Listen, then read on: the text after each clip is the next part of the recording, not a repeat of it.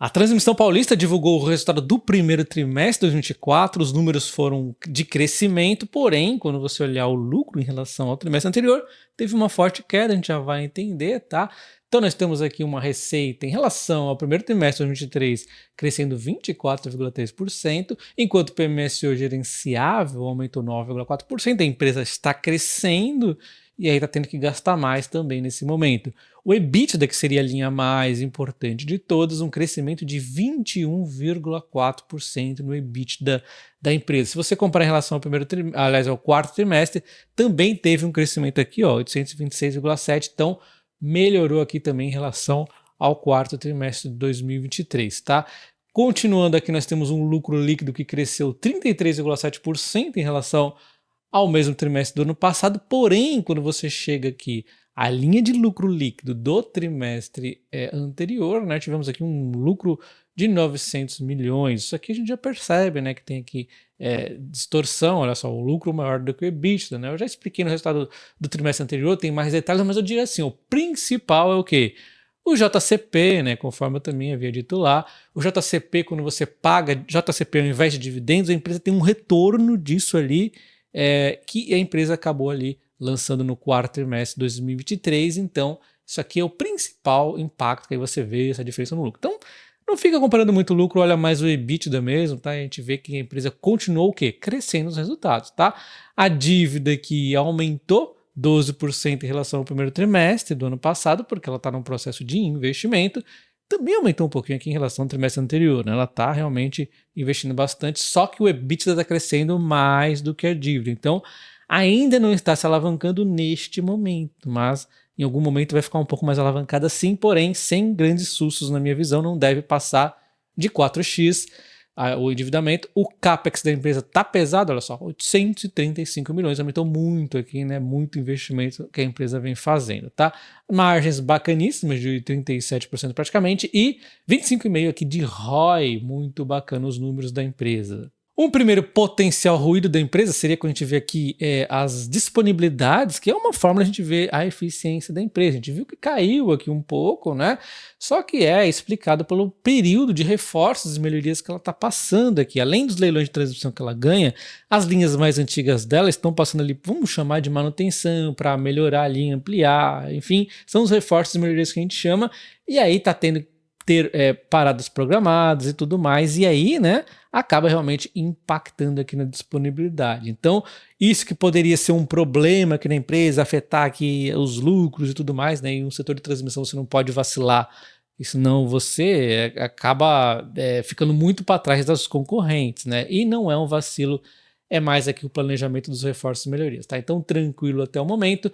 Então, olha só, entendendo um pouco mais aqui a receita da empresa, a gente tem aqui uma receita crescendo esses 24,4%, explicada principalmente pelo RBSE, que não vai mais aumentar, a gente sabe que já chegou ao topo, depois vai diminuir um pouquinho para lá em 2029 despencar, a gente já vai ver isso, enquanto o contrato aqui antigo, que tem os reforços, melhorias e tudo mais aqui, melhorando e vai continuar, tem mais investimentos aqui, é um diferencial competitivo da empresa, esse contrato antigo aqui, enquanto também temos os contratos de leilão, os licitados, também está tendo um crescimento e vai crescer mais, porque ela tem vários leilões que ela ganhou recentemente.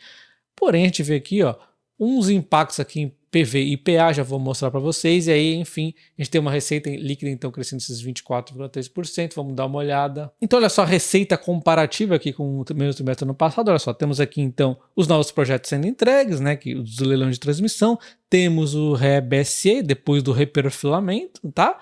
E aqui, olha só, os PV, PA e antecipações, o PV, que foi um dos principais impactos aqui, é por conta exatamente da indisponibilidade, aí tivemos maior incidência na indisponibilidade e também tivemos aqui os reforços e melhorias, olha só, a EM, e aí tivemos impostos maiores também por conta do RBSE que melhorou aqui, né? Então, justificadíssima a receita, tranquilo, vamos continuar aqui passando.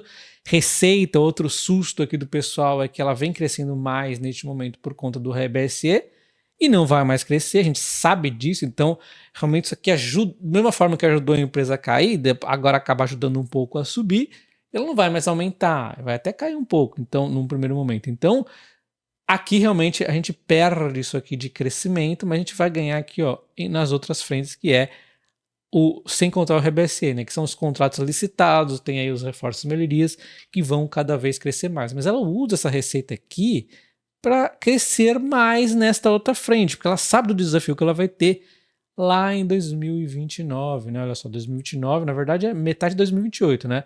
Temos aqui o RBSE despencando, e aí realmente ela vai ter que enfrentar aqui, ó, quase 2 bilhões de impacto de queda na receita.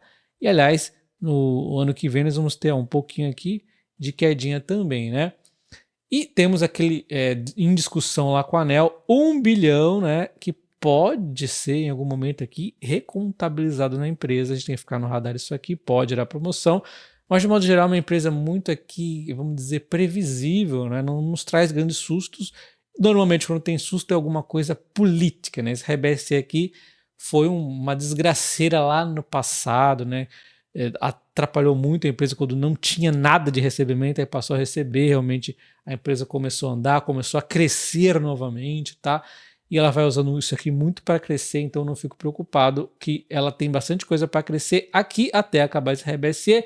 Ela já vem crescendo, então ela já cresceu muita coisa e tem mais aqui para crescer, 971 milhões, só em RAPs de construção. E ela vai trazer um monte de reforços e melhorias ao longo do tempo, né? Pode vir a ganhar novos leilões, nós estamos falando até 2028 e meio, né? Então tem muito chão até lá. Então olha só quanta coisa que ainda tem para acontecer com a transmissão paulista.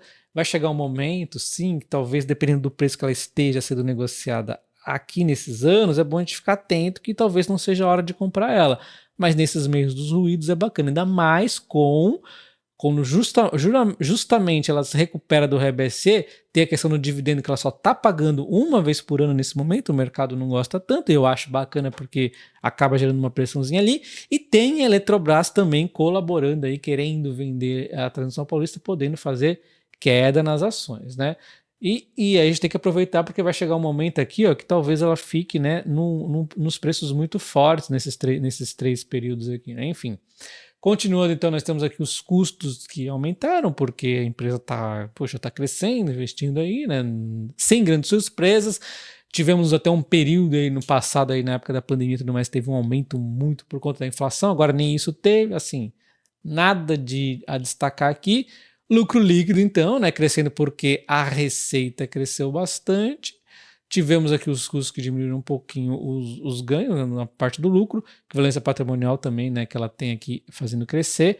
Resultado financeiro, que é por conta do endividamento, a Selic caindo vai ajudar um pouco aqui a compensar esse endividamento maior. E também tem a própria receita que está crescendo bem mais do que os custos do resultado financeiro, né? Temos aqui os impostos, que acaba também atrapalhando ali na linha do lucro, e outros aqui, e que a empresa então acaba tendo este lucro aqui de 409 milhões nesse momento, aumentando esses 33,7%. O endividamento dela, então, chega a 2,29x no primeiro trimestre de 2024, até acabou diminuindo em relação ao quarto trimestre de 2023, mas a gente sabe que em algum momento ainda vai aumentar mais esse endividamento aqui, que ela tem um CAPEX apertado aí para seguir nos próximos anos. Temos aqui investimentos, a gente já viu o quanto que cresceu, né, um crescimento muito forte e tende a ficar a patamares fortes aí nos próximos anos. Ela está outro patamar em relação a 2021 de investimentos. Tudo isso é que fez ela, inclusive, mudar temporariamente a política de dividendos, passando a aproveitar o máximo possível do JCP, que tem aquele retorno na receita, e tem também a questão do pagamento apenas anual neste momento. Depois ela volta ali a pagar na frequência que ela costumava pagar antes, tá?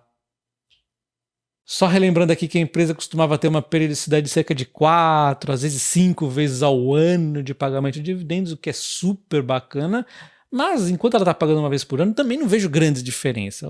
A quantidade de dividendos, de vezes que você está recebendo dividendo, não muda nada, já que enquanto você não recebe o dividendo está dentro da empresa, ela está se organizando ali da melhor forma possível, então eu não vejo problemas nisso. Podemos ver também que o patrimônio líquido da empresa cresceu mais de 4%. Está aqui o novo PVP de 0,90, que é um múltiplo bacana para a empresa.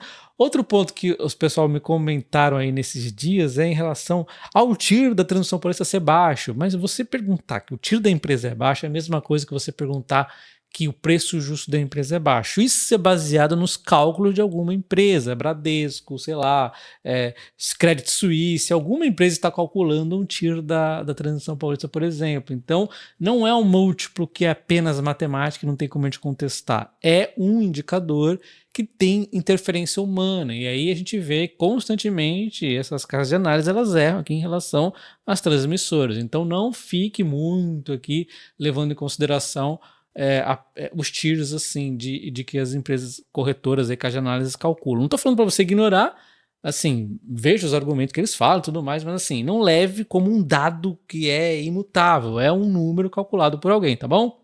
Em tempo, que tal um desafio para vocês até 2027 e 2028 vocês já aprenderem a operar opções e saberem que o que fazer com a Transição Paulista caso realmente elas caiam. Você não vai ter essa dor de cabeça se você souber operar com opções, você vai estar mais tranquilo. Link na descrição do vídeo, nos comentários fixados, meu curso de opções que eu te ensino aí tudo sobre isso de forma bastante tranquila, desde aí do básico até o mais avançado. Um abraço, até o próximo, valeu!